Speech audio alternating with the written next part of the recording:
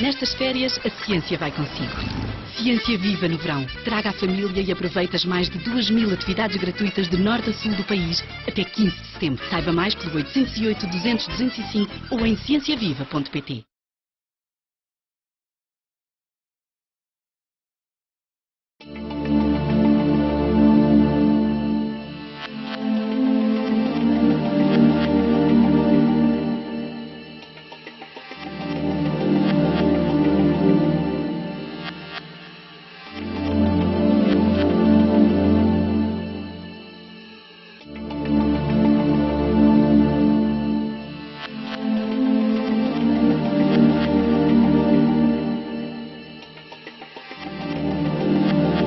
Em nome da Agência Nacional para a Cultura Científica e Tecnológica, do Programa Ciência Viva e da Direção de Faróis, da Marinha e do Sistema da Autoridade Marítima, portanto, queria agradecer a vossa presença e desejar-vos, portanto, uma visita agradável, portanto, ao nosso farol.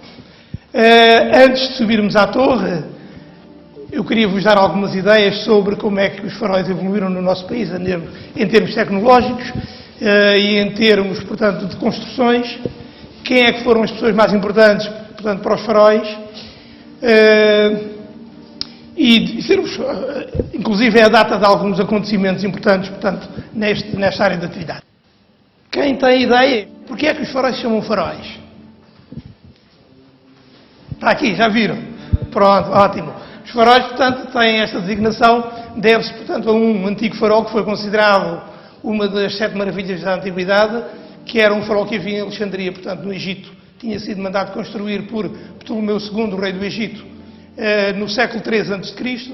e durou à volta de 600 anos, portanto, no ano 1302, devido a um terremoto, o farol ruiu. Era um farol que era, na altura, uma das construções mais elevadas que havia, a seguir às pirâmides, portanto, do Egito. Tinha à volta de 130 metros de altura, era uma torre em mármore e tinha uma fogueira no cimo. Como devem imaginar, manter uma fogueira acesa no cimo de uma torre com 130 metros devia ser uma trabalheira, levar lenha lá para cima e manter aquilo aceso. Mas era realmente um farol muito importante, que tinha um alcance da ordem das 50 milhas, via-se bastante longe. Muito mais do que qualquer dos faróis que existem atualmente. Dos faróis antigos existentes, portanto, o mais antigo é um farol que existe na Corunha, portanto, aqui na Galiza, que é o farol que é a Torre de Hércules.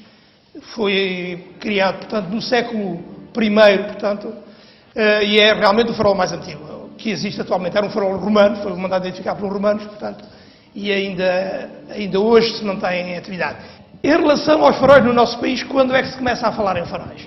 Os faróis, como devem imaginar, existiram praticamente desde que o homem começou a navegar.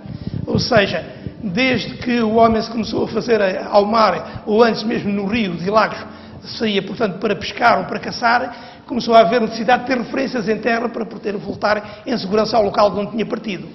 Quando se começou a afeitar mais para o mar, e tudo começou a haver mais necessidade ainda, portanto, dessas referências. E aí, como é que eram os primeiros faróis? Eram pequenas fogueiras construídas em locais com os picos da costa, ou até construídas sobre torres, portanto, construídas para o efeito. Mais tarde passaram a ser, portanto, labaredas de archotes e depois mechas mergulhadas em azeite, portanto, já em torres já protegidas do vento, portanto, com vidraças.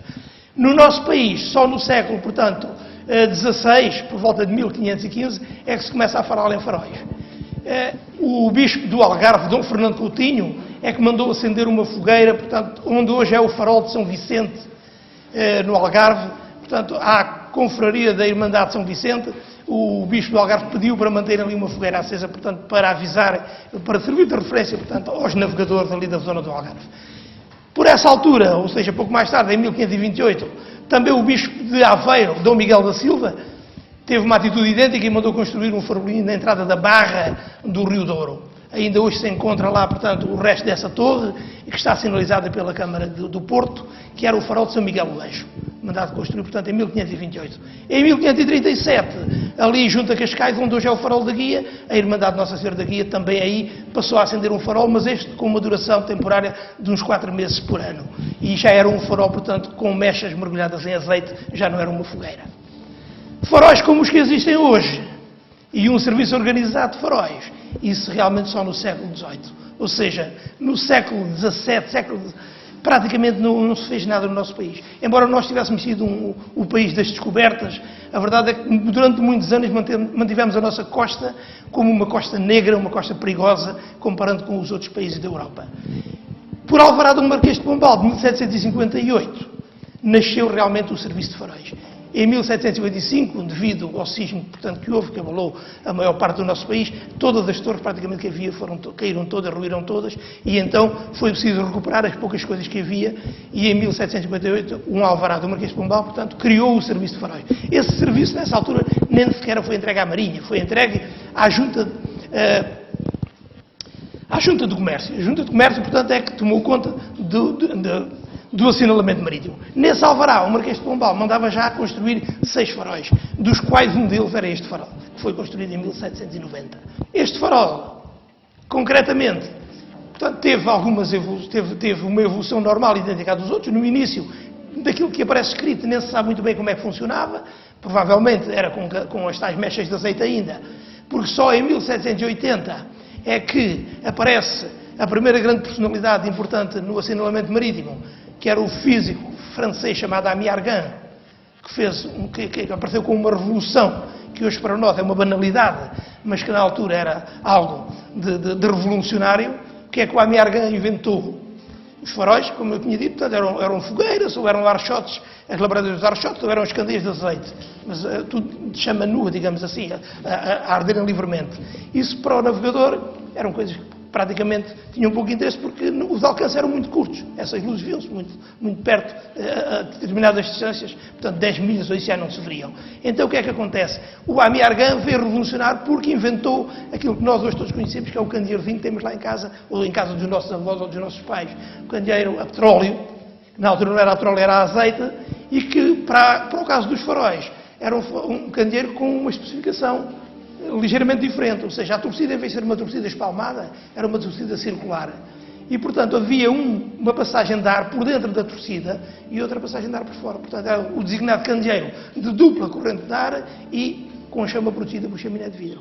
Isto, mesmo para a iluminação pública e para o caso dos faróis, foi uma revolução realmente muito importante, porque estes candeeiros tinham um brilho muito mais intenso do que um candeeiro normal, portanto, sem chaminé ou mesmo sem a corrente de ar interior.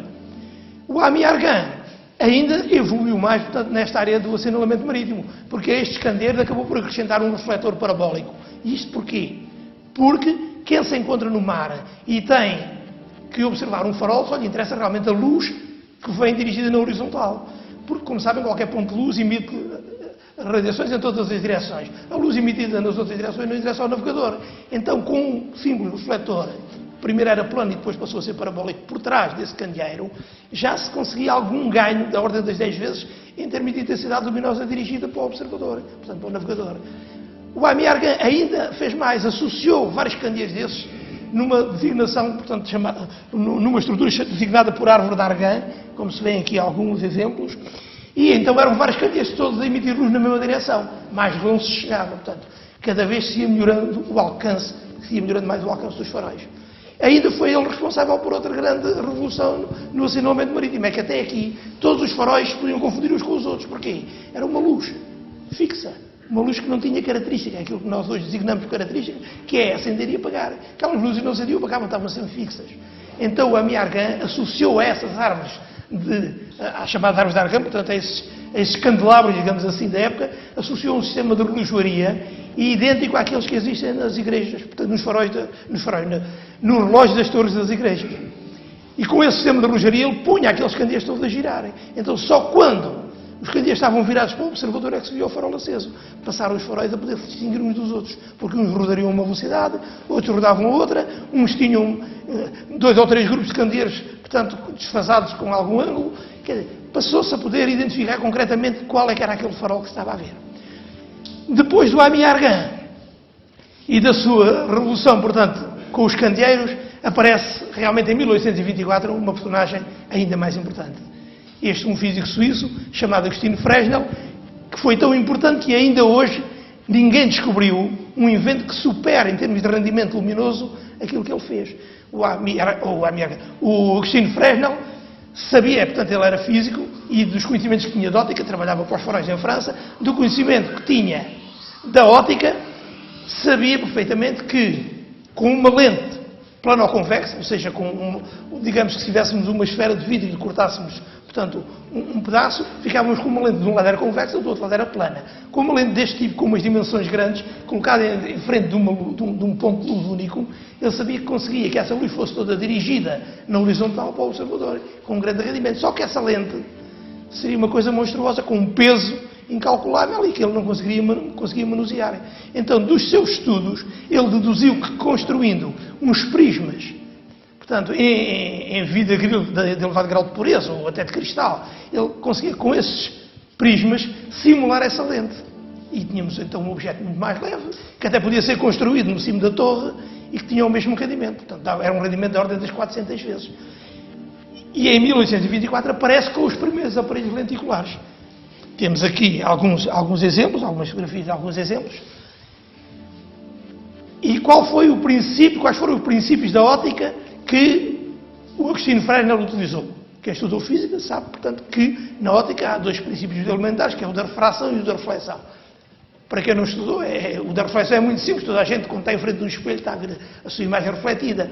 O da refração, eu dou-vos um exemplo também muito simples, que é, se nós estamos, por exemplo, à beira de uma piscina ou de um tanque e colocarmos uma vara dentro d'água, quem é que sabe o que é que acontece? Qual é a ideia que essa vara dá? Parece que está partida. Porquê? Porque parece que muda de direção. A vara, na zona de separação entre a água e o ar, parece que a vara está partida e dali para a frente que vai noutra direção. E isto o que é que significa? Significa que a luz não se propaga à mesma velocidade em todos os meios. Então, quando um raio luminoso muda de um determinado meio para outro, tem tendência a alterar, portanto, a sua direção. Depende, portanto, do meio em que se encontra e para o meio onde passa, assim esse raio luminoso vai se aproximar da normal. A normal o que é? É uma linha imaginária perpendicular à superfície de separação, portanto, entre estes dois meios. Se vai para um meio mais denso, portanto, o raio luminoso tende a aproximar-se da normal, que era o caso, por exemplo, do vidro. Então, o Ami Argan desenhou uns vidros, que chamam de vidros diótricos, e, simplesmente com duas refrações da luz, ele conseguia que até um determinado ângulo, aproximadamente de 40 graus, toda a luz que saía daquele ponto luminoso incidia em prismas e saía depois na horizontal. Porque o raio luminoso incidia no prisma, tinha uma refração, portanto aproximava-se da normal, dentro do prisma ia encontrar a outra face, tinha nova refração, agora como era a sair, afastava-se da normal e ficava, portanto, a sair na horizontal.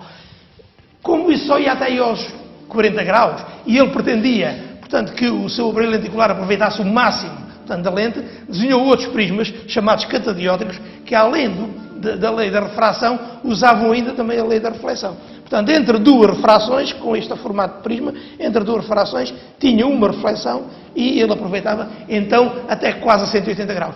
Quando nós subirmos à Torre do Farol, vamos ver o aparelho lenticular que lá temos, que é um aparelho de Fresnel. Por isso é que eu vos disse que ninguém descobriu nada melhor que aquilo, portanto, ainda hoje se utiliza.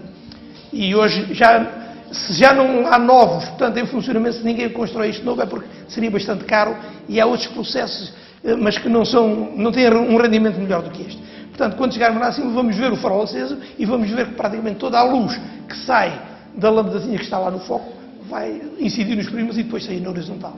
Portanto, isto dá o tal rendimento da ordem das 400 vezes. Aqui temos o aspecto de um refletor parabólico, que era o princípio utilizado pelos candeeiros do Ami Argan. Portanto, aqui isto é designado por um sistema catódico, porque só existe aqui reflexão. Em relação às pessoas importantes, portanto, no nosso país, para a sinalização marítima, já falei no Marquês de Pombal, o Marquês de Pombal que, quando criou o serviço, entregou à Junta de Comércio, isto em 1758, e de 1758 o serviço manteve-se até 1833 na Junta de Comércio. Em 1833 passou para a Direção-Geral das Alfândegas. Ainda estava muito longe de entregar o serviço à Marinha. Em 1833, portanto, houve um novo impulso na construção de faróis, devido aos faróis terem passado para um outro organismo, e aí construiu-se mais uma série deles, nomeadamente o farol da Berlenga, o farol do Cabo São Vicente, o farol de Santa Maria, o farol do Cabo Mondego, todos estes foram construídos nesta leva. Mas, em 1852, os faróis mudaram novamente de dono. Passaram, nesta altura, portanto, para o Ministério das Obras Públicas. E no Ministério das Obras Públicas mantiveram-se até que em 1866 foi pedido um serviço, portanto, a um oficial de marinha, que era o capitão de fragata, que fez o primeiro estudo para a melhoria do assinalamento marítimo. Esse estudo, portanto, previa realmente a criação de uma série de novos faróis e a passagem do serviço de faróis, portanto, para a Marinha. Esse serviço passou realmente em 1866 para a Marinha, mas em 1868 voltou novamente para o Ministério das Obras Públicas. Porquê? Porque os meios não passaram, ou seja, passou o serviço, passou a responsabilidade, mas as oficinas, o dinheiro de quem ficou tudo no Ministério das Obras Públicas. De maneira que, passados 2 anos, a Marinha disse: desculpem lá, têm que tomar conta disto outra vez, porque realmente, portanto, nós não temos meios para cumprir o plano do Pereira da Silva. Portanto, o senhor era o senhor capitão de fragata na altura, Pereira da Silva, que mais tarde, em 1883, voltou a fazer um novo estudo, já como almirante, e nesta altura, portanto, coadjuvado por outro almirante, que era o Freire de Andrade.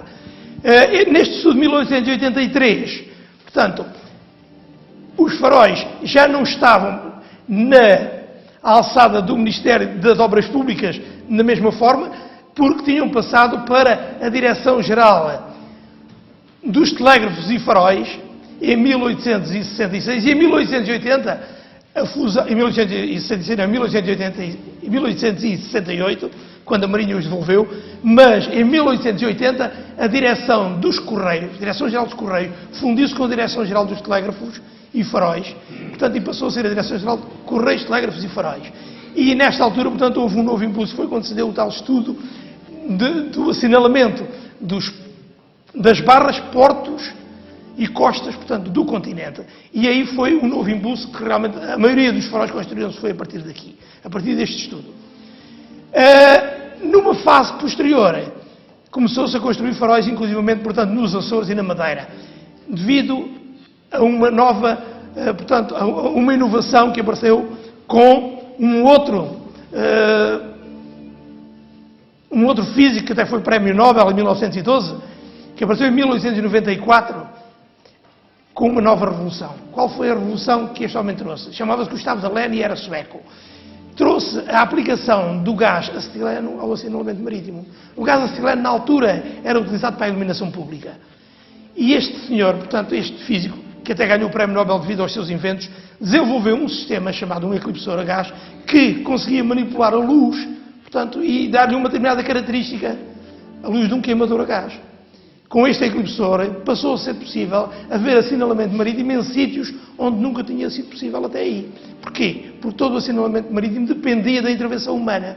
Se nós tivéssemos um candeeiro a petróleo, se tivéssemos uma fogueira, se tivéssemos archotes, se tivéssemos bandeira a azeite, aquilo que fosse, era preciso estar lá alguém para acender os candeeiros, estar lá alguém para garantir que o combustível não faltava.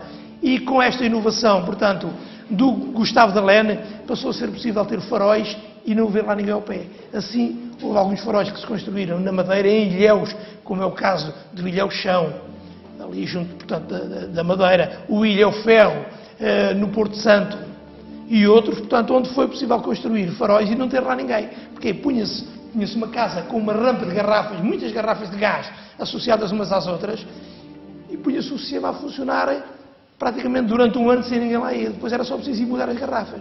No início, as mudas de garrafas ainda eram com alguma frequência. Porquê? Porque o sistema estava a funcionar 24 horas por dia. Funcionava de dia, funcionava à noite. De dia não se via. Aquilo era aquela luzinha, não se via. Mas à noite via-se o farol aceso. Só que estava a queimar gás durante o dia também. Mas o Gustave Dalén ainda inventou uma célula, portanto um dispositivo que durante o dia desligava o gás. Deixava só um bicozinho piloto, portanto, aceso, para que à noite, quando a válvula do gás abrisse o gás para os queimadores principais, portanto, eles pudessem acender.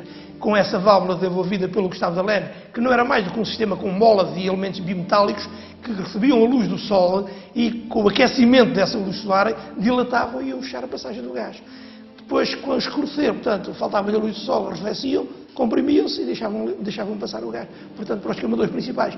Com este processo, ele tinha um rendimento superior a 50%. Ou seja, as mudas de gás passaram a ser no dobro, quer dizer, no dobro do tempo, em vez de serem 6 a 6 meses ou de ano a ano, passaram a ser o dobro do tempo, tudo dependia da rampa de gás que existia.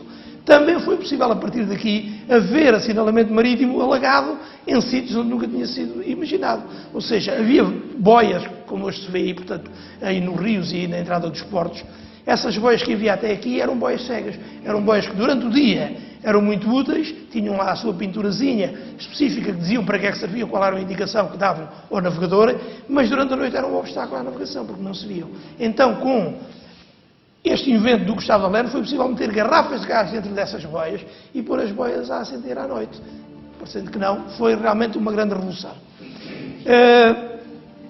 Em relação, portanto, a este farol, e não quero estar a alongar muito mais, em relação a este farol, que foi criado em 1790, como já vos disse, portanto, aquilo que se soube foi em 1866, quando o Pereira da Silva fez o primeiro estudo, é que este farol consistia, portanto, o seu equipamento em 17 candeeiros de argã, daqueles candeeiros, portanto, com o seu refletorzinho metálico, distribuídos em 3 secções, portanto, 6 candeeiros mais 5 e mais 6, portanto, que davam uma cobertura da ordem dos 260 graus e tinham um alcance de 13 milhas. Era um farol, portanto, de luz fixa.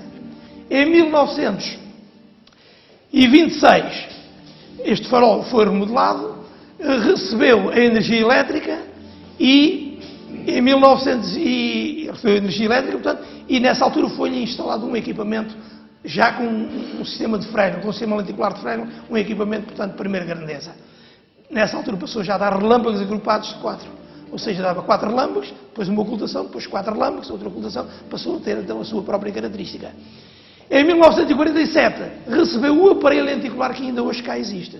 Este aparelho lenticular veio do farol do Cabo da Roca, esteve lá a trabalhar desde 1940 até 1947. É um aparelho lenticular de terceira ordem. Esta ordem o que é que quer dizer? Que a ordem dos aparelhos lenticulares tem a ver com as suas dimensões. Ou seja, quanto maior for a distância focal, ou seja, a distância que vai do foco até às lentes, maior é, assim, é a ordem do aparelho. Ou seja, um aparelho de primeira ordem é um aparelho que tem cerca de 900 mm de distância focal. Os maiores de todos eram chamados de hiperradiantes. No nosso país só temos um. Tinham à volta de 1300 mm de distância focal. O único que temos, e há poucos no mundo já, é o do farol do Cabo de Sines. Este que aqui existe é um aparelho lenticular de quarta ordem, o chamado grande modelo, porque tem 300 mm de distância focal. Quando formos lá, havemos de ver que tem lá a inscrição e tudo, que é um aparelho lenticular de 1947.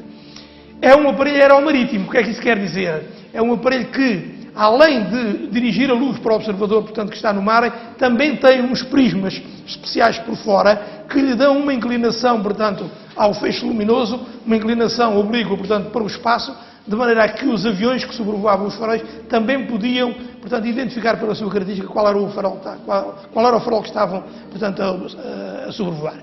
Pronto, então, o primeiro grupo, quem tiver crianças, isso, faz favor de me seguirem e vamos subir então ao nosso farol.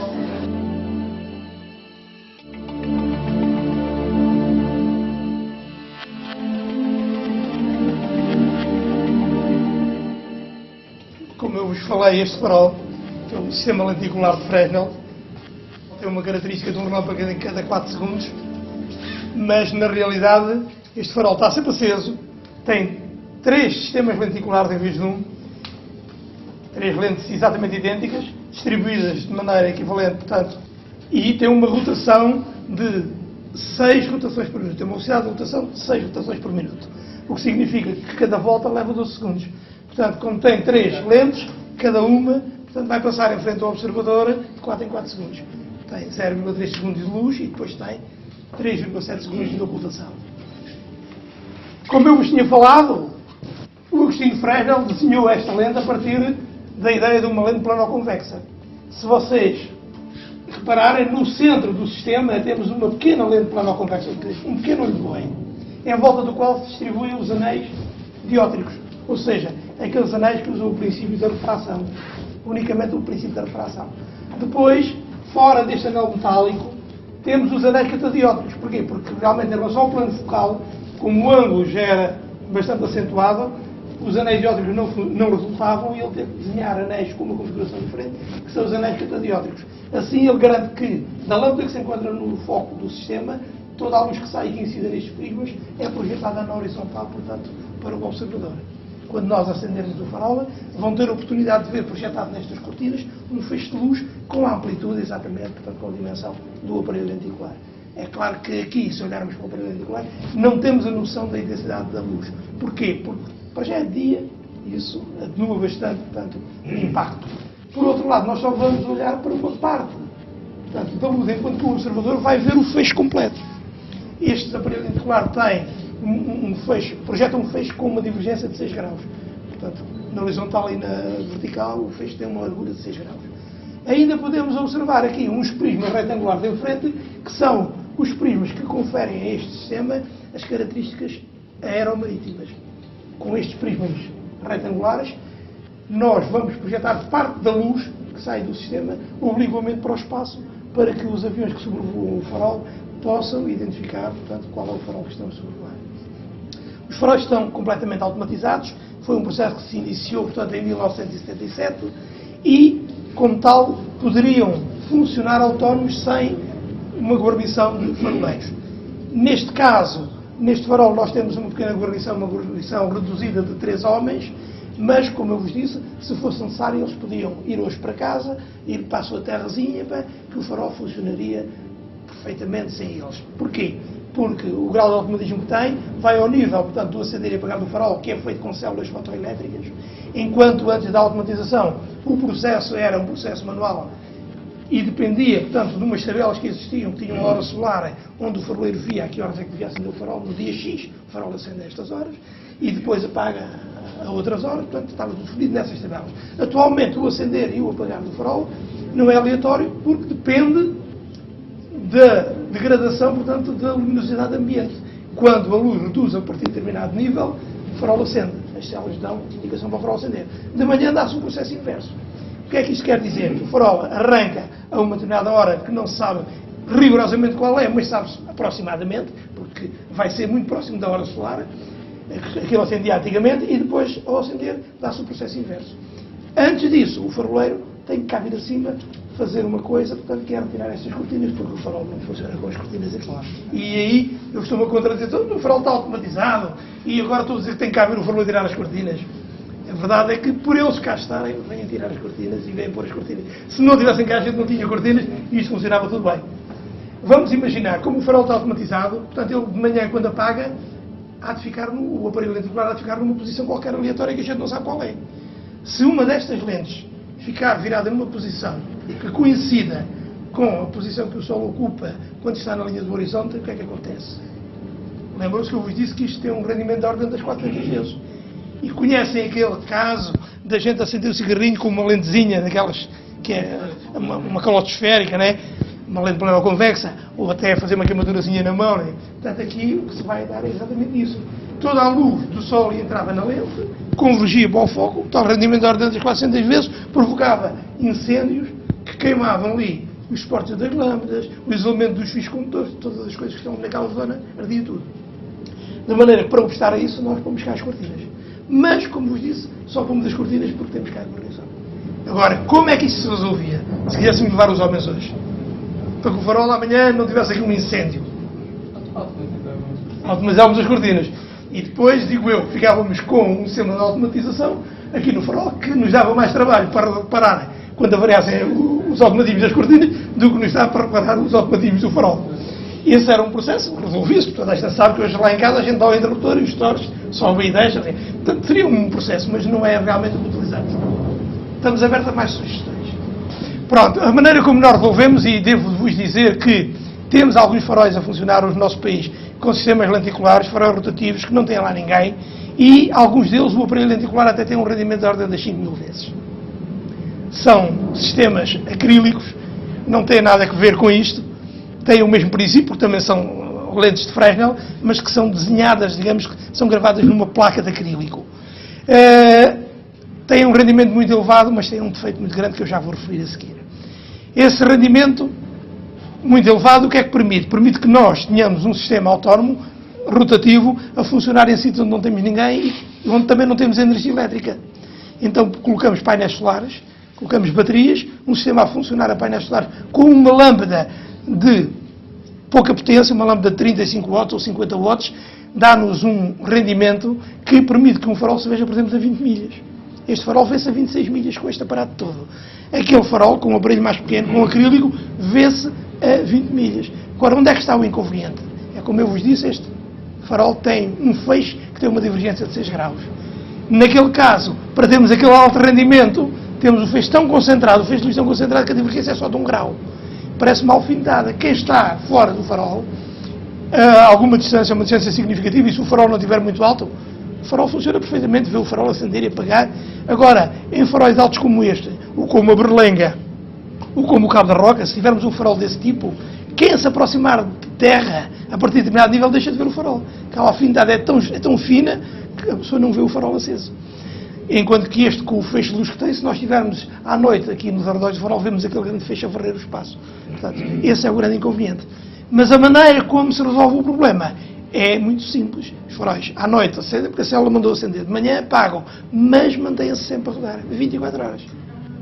O sistema de rotação é que não é desativado. E o farol, estando a rodar 24 horas, já não tem esse problema. Por outro lado, ainda tem uma vantagem. É que estes motores de rotação, como devem imaginar, e estas coisas ainda têm algum peso, e este até nem é dos piores, porque, por exemplo, como já vos disse, no Cabo São Vicente temos um aparelho que tem alguns 3 metros de diâmetro, que aquilo, o motor, para arrancar com o sistema, para vencer a inércia, faz um esforço imenso. Depois de ser vencida a inércia, praticamente não há consumo de energia, porque o sistema já está em movimento, é só um cheirinho de energia para manter o sistema a rodar. Então, nos faróis que estão sempre a rodar, os motores duram muito mais tempo. Nem sequer avariam porque estão menos sujeitos a esse esforço. Estas lâmpadas têm uma autonomia de 2000 horas. São lâmpadas de quartzo halogéneo, como já vos disse. É uma lâmpada, portanto, de 1000 watts. A lâmpada que está na vertical é a lâmpada que está de serviço, é a única. A outra é a lâmpada que está em stand-by, portanto, de reserva. Quando a lâmpada principal fundir, o sistema cambeia, muda de posição e a lâmpada que está inclinada passa para a vertical e acende. O farol está apagado em 3 ou 4 segundos. Como também tem 2 motores de rotação, só um deles é que está a funcionar, o outro está a ser arrastado. Se o motor que está a funcionar a variar, automaticamente passa para o outro. Temos ainda um grupo motor gerador também automático. Se faltar a energia elétrica da rede de distribuição pública, o gerador, portanto, arranca automaticamente. Quando falou do sinal do farol, do tempo, dos 4 segundos, o que é que provoca estas abas? Não. É assim, este aparelho, como vos disse, veio do farol do Cabo da Roca para aqui, em 1947. Tinha lá estado a funcionar desde 1940. Portanto, este aparelho não foi construído especificamente para este farol. O que significa que não está adaptado à lanterna. A lanterna, como veem, tem uma configuração, portanto, com vidros planos. Como o aparelho é muito pequeno comparativamente com o aparelho de primeira ordem que esteve cá antes, o que é que acontece? Quando um feixe luminoso de uma destas lentes incide nos vidros, há uma determinada reflexão sempre.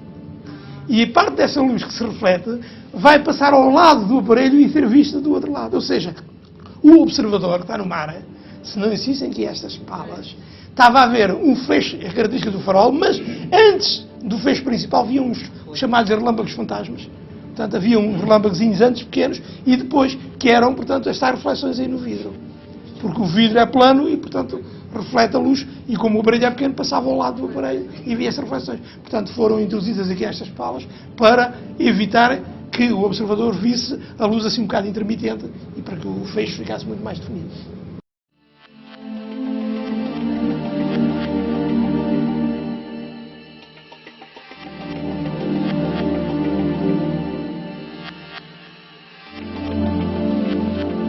Este ano inscrevemos-nos em várias ações da Ciência Viva. Hoje estamos aqui a visitar este farol. Acho que foi bastante útil. Esta visita completou a que tínhamos feito no Penedo da Ceotade, onde a explicação que nos foi dada foi uma explicação mais do ponto de vista histórico, enquanto esta aqui teve uma incidência maior sobre o ponto de vista técnico. Tudo desde como é que apareceram os primeiros faróis, toda a evolução histórica dos faróis, quer a nível mundial, quer a nível do país, com a grande incidência, de facto, com o Marquês de Pombal, que mostra que foi um estadista, de facto, importante para o país, com a evolução toda que deu e o desenvolvimento que deu em várias áreas. Do ponto de vista técnico aqui, toda a parte da construção do farol, alguns aspectos que não sabia, por exemplo, a razão daquelas palas que nós vimos lá em cima, e é por causa da não adaptação da lente aqui às dimensões deste farol. Portanto, todos esses aspectos são importantes e são, enfim, são cultura geral que nos enriquecem e que nos ajudam a perceber as coisas. Vejo que as pessoas mostraram interesse em visitar o farol, saem daqui bastante satisfeitos com isso. Portanto, é porque as pessoas se sentem bem quando vêm aqui, veem algo novo, uma coisa que nunca viram e que à primeira vista podia parecer, isto não tem interesse nenhum, mas depois acabam por ver que realmente o farol é um monumento de interesse, diria que é uma obra-prima, e as pessoas desconhecem isso. E depois, quando saem daqui, saem com uma ideia totalmente diferente daquela que traziam. Vão muito satisfeitos e dizem, pronto, é pena que só seja no verão.